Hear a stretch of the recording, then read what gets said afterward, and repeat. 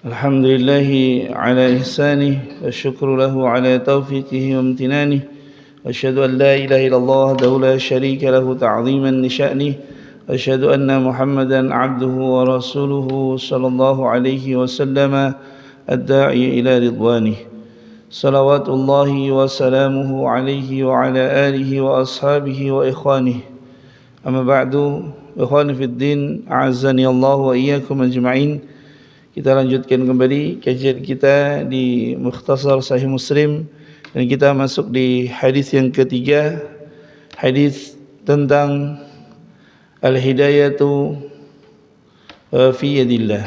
Ini hadis tentang kisah daripada paman Nabi sallallahu alaihi wasallam.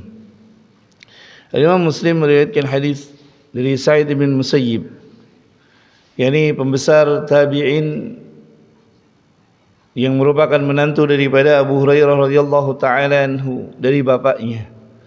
Beliau berkata, "Lamma hadarat Abu Talib al-wafatu." Ketika Abu Talib menjelang kematiannya, ja'ahu Rasulullah sallallahu alaihi wasallam, maka Nabi sallallahu alaihi wasallam mendatanginya. Fawajada 'indahu Aba Jahlin wa Abdullah ibni Abi Umayyah bin al-Mughirah. Dan didapati di sisi Abu Talib itu ada Abu Jahal dan Abdullah ibni Abi Umayyah ibn al-Mughirah. Para ulama mengatakan bahwasanya kita itu berdasarkan 5 orang yang ada di sekeliling kita. Kita berdasarkan 5 orang yang ada di sekeliling kita. Tingkatan kita, level kita itu berada di 5 orang yang berada dalam circle kita. Maka kalau kita ingin naik levelnya, maka perhatikanlah yang bernama teman-teman dekat. Karena itu Nabi sallallahu alaihi wasallam katakan, al-mar'u ala dini khalilihi, manusia itu sesuai dengan agama teman duduknya. Fanzur amman yukhalil, maka perhatikanlah siapa yang menjadi teman dekatnya. Maka Abu Talib yang dia mengakui benarnya Nabi sallallahu alaihi wasallam, dia mengetahui tentang kedudukan daripada Nabi sallallahu alaihi wasallam, mengetahui bagaimana keadaan Nabi sallallahu alaihi wasallam, membelanya mati-matian. Tapi karena teman duduknya Abu Jahal, antum tahu Abu Jahal,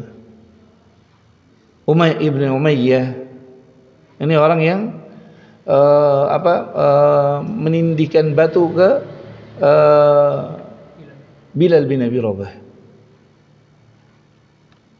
Kemudian Nabi SAW beliau berkata, "Ya ammi, wahai pamanku, qul la ilaha illallah." Katakanlah la ilaha illallah. Nabi SAW tidak mengatakan apa? Asyhadu an la ilaha illallah wa asyhadu anna Muhammadar Rasulullah. Kenapa? Karena yang kurang daripada diri pamannya adalah apa? Tauhid. Pamannya sudah mengakui apa? Benarnya yang dibawa oleh Nabi sallallahu alaihi wasallam. Pamannya sudah mengakui kedudukan Nabi sallallahu alaihi wasallam. Yang kurang dari pamannya hanya satu, yakni apa? Mentauhidkan Allah azza wa jalla. Maka Nabi sallallahu alaihi wasallam katakan, "Ya ammi, wahai pamanku." Kata para ulama, ini adalah dalil apabila kita menginginkan kebaikan bagi manusia, maka gunakanlah bahasa-bahasa yang lembut, bahasa-bahasa yang baik untuk mendekatkan mereka kepada agama. Nabi sallallahu alaihi wasallam katakan, "Ya ammi, wahai pamanku." Qul la ilaha illallah, katakanlah la ilaha illallah. Kemudian beliau berkata, "Kalimatan asyhadu laka biha indallah." yakni suatu kata yang aku akan bersaksi dengannya di sisi Allah azza wa jalla. Dalam riwayat yang lain, ahujju laka, yang aku akan berhujjah di sisi Allah azza wa jalla bagimu. Maka Bapak dan Ibu yang dimuliakan oleh Allah Subhanahu wa taala, kalimat la ilaha illallah ini adalah kalimat yang bisa mendatangkan syafaat secara kalimatnya. Sebagaimana adanya hadis bitaqah. Yani ada orang yang dihadapkan ke hadapan Allah Azza wa Jalla dalam kondisi apa? Amalannya sejauh mata memandang, yakni amal buruknya. Dan dia menyangka dia itu akan binasa. Kenapa? Karena mereka yang amalan buruknya sudah dihadapkan ke hadapan Allah Azza wa Jalla, kemudian dinampakkan ke hadapan manusia, pasti akan diazab dan dia tahu. Tapi Allah Azza wa Jalla perintahkan malaikat untuk apa? Mengeluarkan bitaqah, yakni kartu yang ada tulisannya la ilaha illallah.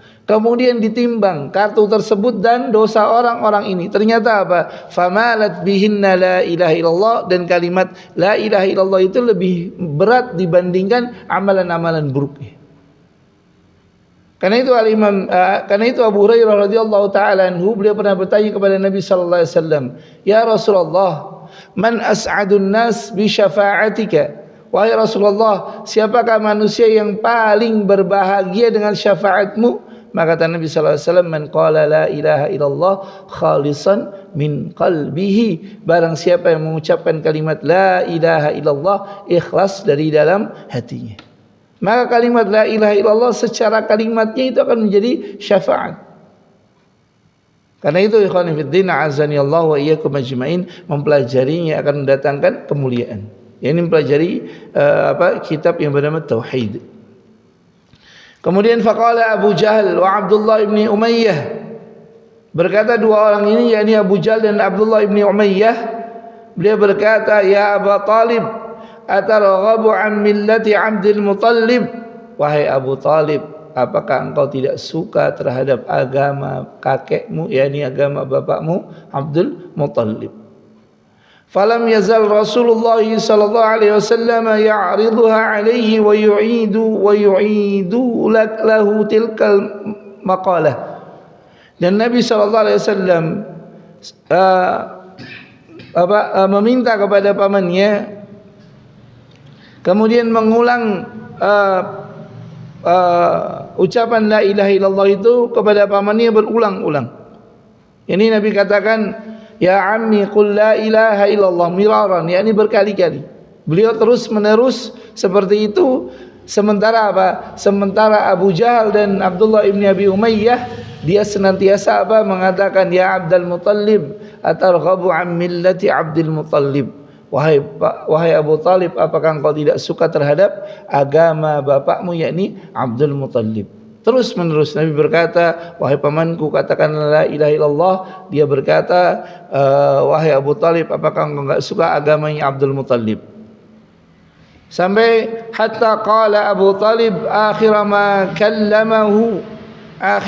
kallamahum, sampai berkata Abu Talib di akhir daripada apa yang mereka katakan, "Huwa ala millati Abdul Muttalibi," dan dia berada di atas agamanya Abdul Muttalib. Kisah ini adalah kisah yang menjelaskan kepada kita bahwasanya hidayatun fi yadillah. Hidayah itu di tangan Allah Azza wa Jalla. Dan hidayah itu ada dua. Hidayatul bayan, yakni hidayatul rasyad, kemudian hidayatul taufiq. Hidayatul bayan adalah ini disebut sebagai apa? Hidayatul bayan. Menyampaikan Al-Qur'an dan hadis Nabi sallallahu alaihi wasallam itu apa? Hidayatul bayan. Adapun hidayatul taufiq, hada min fadlillah. Buktinya apa? Nabi Allah Azza wa Jalla berikan hidayah kepada Bilal. Allah Azza wa Jalla tidak karuniakan kepada Abu Talib. Allah Azza wa Jalla karuniakan kepada Abdullah bin Mas'ud. Siapa? Pengembala kambing. Allah Azza wa Jalla tidak berikan hidayah kepada Abu Jahal, Abdullah bin Abi Umayyah, dan seterusnya daripada pembesar-pembesar Quraisy. Dan Allah Azza wa Jalla justru memilih orang-orang yang menurut Quraisy adalah orang-orang yang rendah secara nasab, sehingga mereka tidak mau masuk ke dalam agamanya Nabi Muhammad sallallahu alaihi wasallam. Maka hidayah itu adalah perkara yang sangat mahal. Apalagi hidayah taufik, ini adalah perkara yang sangat berharga, yang hendaknya seorang muslim itu berupaya untuk menjaganya. Karena sekelas orang yang membela paman Nabi sallallahu alaihi wasallam, orang yang berjuang mati-matian untuk membela Nabi sallallahu alaihi wasallam, Allah Azza wa Jalla tidak memberikan kepadanya hidayah. Dan hikmah fi yadillah. Al-hidayatu fi aidillah. Maka ikhwan fi din, azani Allah wa iyyakum ajmain. Kemudian wa aba ay yaqula la ilaha illallah, dan dia enggan untuk mengatakan la ilaha illallah. Faqala Rasulullah sallallahu alaihi wasallam, dan Nabi sallallahu alaihi wasallam pun berkata, ama wallahi la astaghfiranna laka ma lam unha anka. Dan demi Allah, aku benar-benar akan memintakan ampun bagimu selama hal tersebut tidak dilarang dariku, tidak dilarang aku darinya. Yani Nabi SAW tidak dilarang untuk apa? Memintakan ampun bagi pamannya. Maka Allah Azza wa Jalla turunkan, maka nalin nabiyyi walladzina amanu ay yastaghfiru lil musyrikin, dan tidaklah patut bagi nabi dan orang-orang yang beriman untuk apa? Memintakan ampun bagi orang-orang yang kafir, walau kanu uli qurba, meskipun mereka adalah orang-orang yang dekat. Min ba'di ma tabayyana lahum annahum ashabul jahim, setelah jelas bagi mereka bahwasanya mereka itu adalah apa? Penduduk neraka jahanam. Ini adalah dalil kalau ada orang-orang dekat kita meninggal dunia dalam kondisi apa? Musyrik. Apa musyrik? Ini menyekutukan Allah Azza wa Jalla. Atau dia tidak mengerjakan salat, bahkan enggan mengerjakan salat, maka tidak layak bagi kita untuk apa? Menyolatkannya. Semasa hidupnya saja dia tidak mau mengerjakan salat, masa sudah matinya kita menyolatkan? Karena itu Allah katakan, maka nalin nabiyyi walladzina amanu ma'ahu ay yastaghfiru lil musyrikin.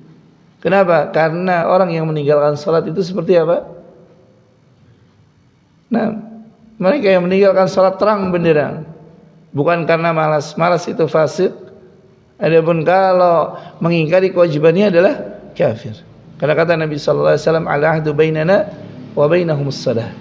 Perjanjian antara kami dengan orang-orang kafir adalah salat. Maka kalau ada keluarga, orang-orang dekat kita meninggalkan salat, kemudian mereka meninggal dunia, maka hendaknya kita tidak menyolatinya. Nasallallahu alaihi wal afiyah, karena kata para ulama itu sebagai apa? Sebagai iqabah, sebagai apa? Hukuman bagi mereka, uqubatan lahum. Nasallallahu alaihi wal afiyah. Wa anzalallahu ta'ala fi Abi Talib, dan Allah Azza wa Jalla turunkan bagi Abu Talib, faqala li Rasulillah sallallahu alaihi wasallam, dan Allah berkata untuk Rasulullah sallallahu alaihi wasallam, innaka la tahdi man ahbabta, sesungguhnya engkau tidak mampu untuk memberikan petunjuk kepada orang yang kau kehendaki, walakinnallaha yahdi man yasha, dan Allah Azza wa Jalla lebih mengetahui dan Allah Azza wa Jalla memberikan hidayah kepada siapa yang Allah kehendaki, wa huwa a'lamu bil muhtadin, dan Allah Azza wa Jalla Maha mengetahui siapa yang Allah dan Allah Azza wa Jalla lebih maha mengetahui orang-orang yang mendapatkan petunjuk. Ikhwani fid din, a'azani Allah wa iyyakum ajmain. Ayat ini adalah ayat yang menjelaskan kepada kita tadi petunjuk itu di tangan Allah Azza wa Jalla. Kita bisa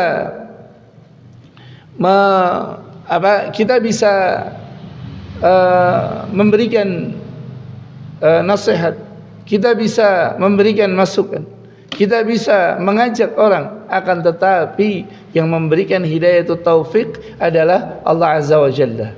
Maka ketika nanti suatu saat kita memberikan nasihat kepada orang-orang yang kita cintai, ternyata mereka membangkang kepada Allah Azza wa Jalla, apa yang harus kita lakukan? Doakan. Apa yang harus kita lakukan? Doakan. Nah, kemudian setelah itu apa? Mohonlah hidayah dan taufik kepada Allah Azza wa Jalla. Karena sudah kewajiban kita hanya apa? Memberikan nasihat. Adapun petunjuk murni datangnya dari Allah Azza wa Jalla. Karena itu Allah katakan, innaka la tahdi man ahbabta walakinnallaha yahdi man yasha wallahu wa huwa a'lamu bil muhtadin. Ikhwani fid din, a'azani Allah wa iyyakum ajmain. Kemudian memintakan ampun bagi orang-orang yang termasuk musyrikin, maka hukumnya tidak boleh. Adapun memberikan syafaat, maka ini perkara yang berbeda. Abu Talib tidak boleh Allah Azza wa Jalla menegur Nabi sallallahu alaihi wasallam ketika memintakan ampun, ingin memintakan ampun bagi pamannya. Tapi Allah Azza wa Jalla berikan izin kepada Nabi sallallahu alaihi wasallam untuk apa? Memberikan syafaat. Sebagaimana disebutkan di dalam hadis yang diriwayatkan oleh Imam Bukhari dan Imam Muslim, ahwanu ahlun nari azaban Abu Talib. Bahwasanya penduduk neraka yang paling ringan azabnya adalah Abu Talib. Wa huwa munta'ilun bina'laini. Dia hanya diazab dengan apa? Dengan sendal. Dengan 2 sendal. Yaghli minha dimaghuhu, yang menjadikan apa yang ada di dalam kepalanya itu apa? Mendidih. Bayangkan, nasallallahu alaihi wasallam wal afiyah. Ini ahwalnu ahlun nari azaban, yakni penduduk neraka yang paling rendah, paling ringan azabnya itu adalah siapa? Abu Talib. Bagaimana keadaannya? Dia dipakaikan dengan 2 sendal yang membuat otaknya itu mendidih. Nasallallahu alaihi wasallam wal afiyah. Nasallallahu alaihi wasallam wal afiyah. Nasallallahu alaihi wasallam wal afiyah. Karena Nabi SAW apabila beliau membaca ayat-ayat tentang rahmat, beliau mohon rahmat Allah Azza wa Jalla. Apabila beliau membaca tentang ayat-ayat azab, beliau memohon kepada Allah Azza wa Jalla perlindungan darinya.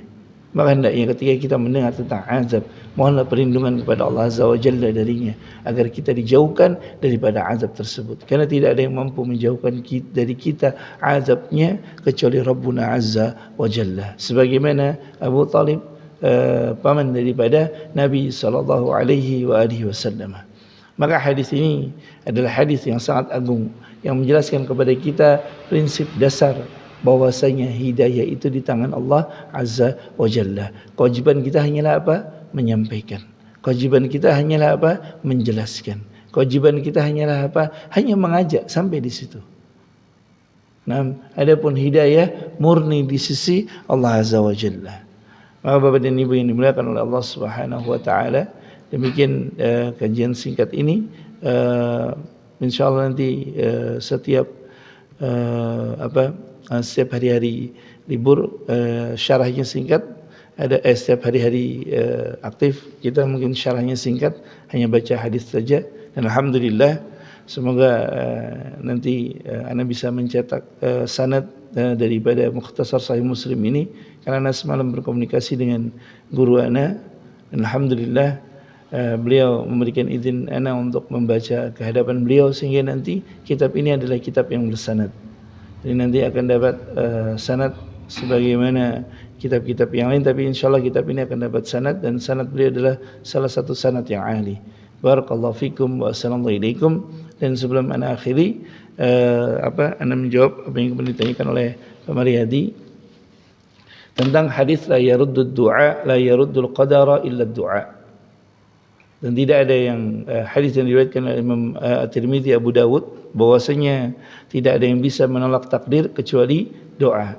Wal makna ini maksud, dan ini dijelaskan oleh Syekh secara ringkas oleh Syekh bin Baz rahimahullah taala, wal ma'na fil qadaril mu'allaq, yakni takdir yang bisa ditolak, yang bisa dirubah adalah takdir yang sifatnya mu'allaq, yakni yang takdir yang bergantung.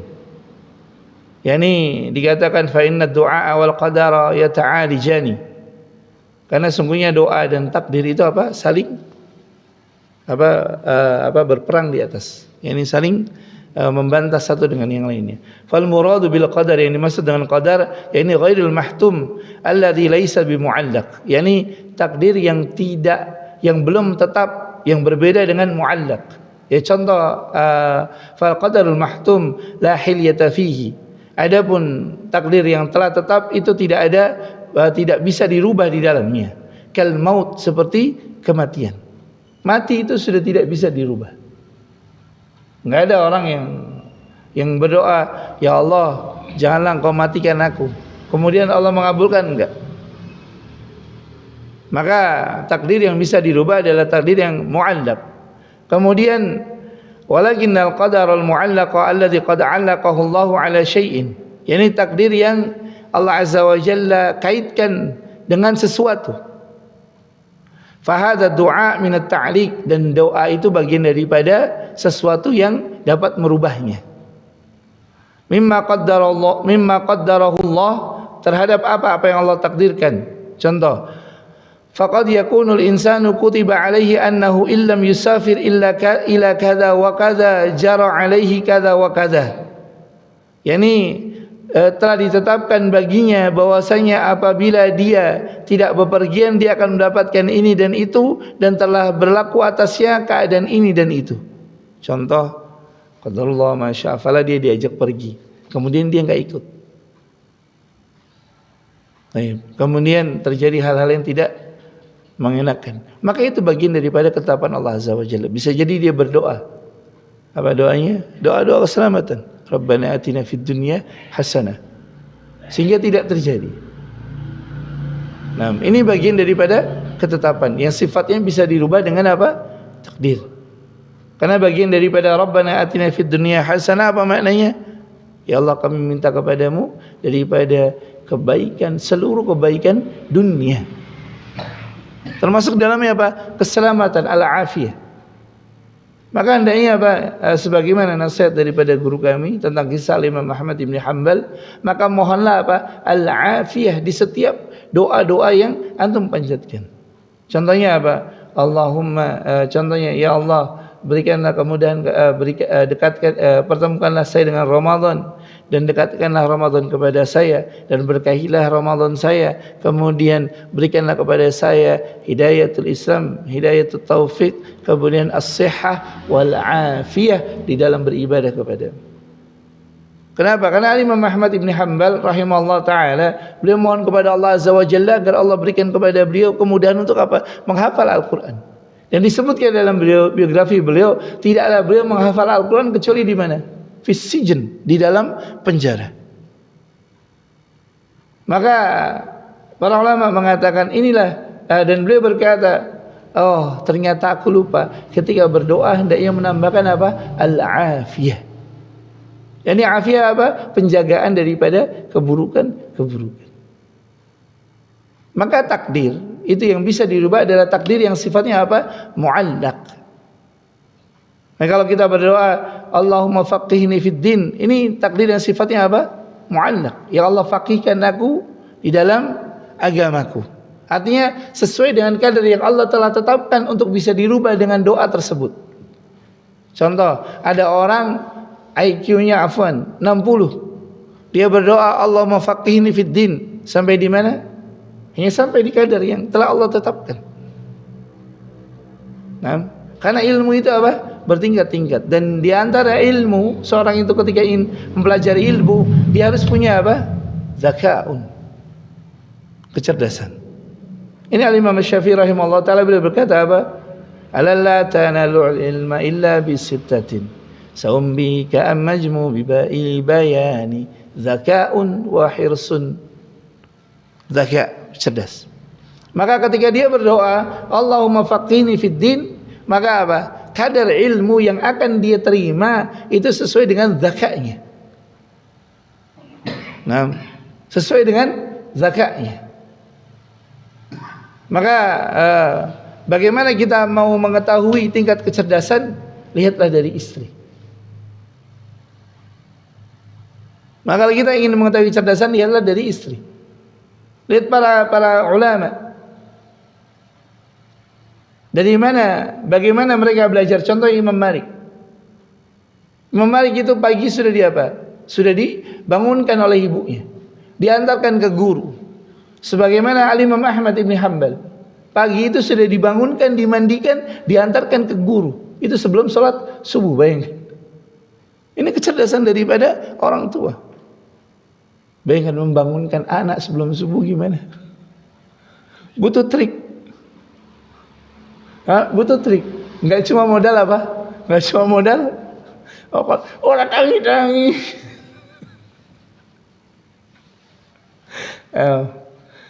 Kadang apa? Kadang juga ini. Makanya dulu kami ketika dibangunkan sama ibu itu macam-macam.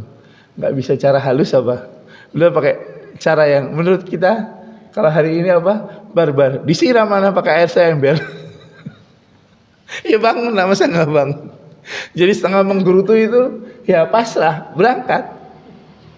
Jadi seperti itu keadaan. Maka kalau kita ingin tahu, kita menginginkan Allah Azza wa Jalla karuniakan kepada keturunan kita kecerdasan, maka pilihlah dari pihak ibu. Dan para pakar kesehatan mengatakan apa? Bahwasanya kecerdasan seorang anak itu ditentukan gennya dari mana? Ibu. Maka disebutkan dalam jurnal bahwasanya Marilyn Monroe, tahu artis yang itu, menginginkan untuk apa? Untuk menikah dengan Albert Einstein. Harapannya apa? Agar anaknya secantik dirinya, secerdas Einstein. Apa kata Einstein? Iya kalau begitu. Lah kalau anaknya wajahnya seperti bapaknya, akalnya seperti ibunya kan? Ini Einstein. Anda bisa lihat dalam jurnal. Masya Allah, Nabi bilang. Einstein tahu bahwasanya kecerdasan seseorang itu dari mana? Genetiknya salah satu dari ibu. Maka ikhwan fillah azani Allah wa iyyakum ajmain. Maka kadar Allah Azza wa Jalla akan memberikan ilmu seseorang itu sesuai dengan kadar apa? Akalnya.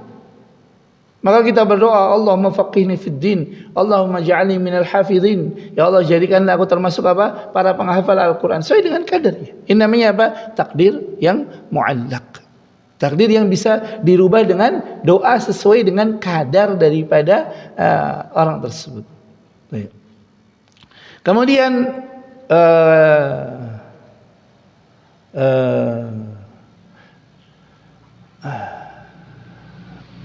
baik. Ini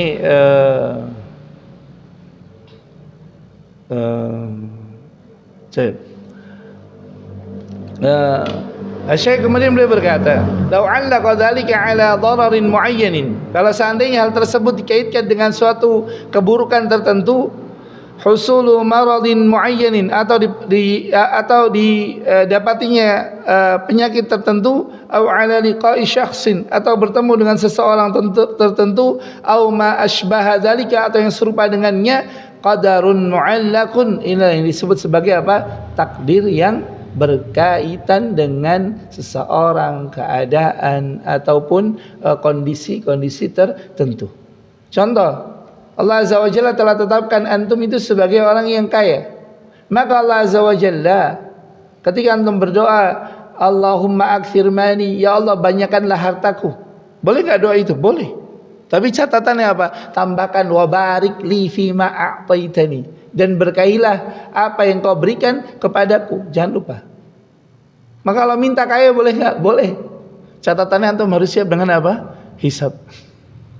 Catatannya satu, antum harus siap dengan hisab. Dan itu sesuai dengan apa? Sesuai dengan ketetapan Allah Azza wa Jalla. Benar enggak? Ada orang yang memang Allah tetapkan kaya, enggak usah ngapa-ngapain sudah kaya. Ada orang yang Allah Azza wa Jalla tetapkan biasa-biasa saja, pagi sore, pagi sore, pagi sore malam, pagi sore malam, enggak kaya-kaya. Padahal dia sudah berdoa, ya Allah banyakkanlah harta saya, sampai anaknya berdoa, istrinya berdoa. Karena ini namanya apa? Takdir mu'allaq, bergantung dengan ketetapan Allah Azza wa Jalla. Bertemu dengan seseorang, maka ini bagian daripada takdir mu'allaq. Nah, mendapatkan manfaat daripada seseorang, ini takdir yang sifatnya apa? Mu'allaq. Ini bisa dirubah. Contoh, ya Allah janganlah Engkau pertemukan saya dengan orang-orang yang buruk, tetangga-tetangga yang buruk, lingkungan yang buruk. Ya Allah, jagalah agama saya dan jangan Engkau pertemukan. Ini boleh berdoa seperti itu. Ini namanya apa? Nanti Allah Azza wa Jalla akan tempatkan antum sesuai dengan apa? Ketetapannya. Ya, ini takdir yang berkaitan dengan sesuatu yang bisa dirubah. Nah, adapun apa? Rizki, kemudian apa?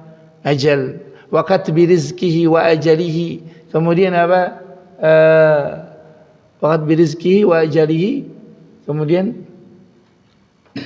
apa? Telah ditetapkan baginya, dituliskan baginya rizkinya, kemudian ajalnya. Ini bagian daripada ketetapan Allah Azza wa Jalla yang tidak bisa dirubah. Yang bisa dirubah terkait dengan rizki dan kematian adalah apa? Umur.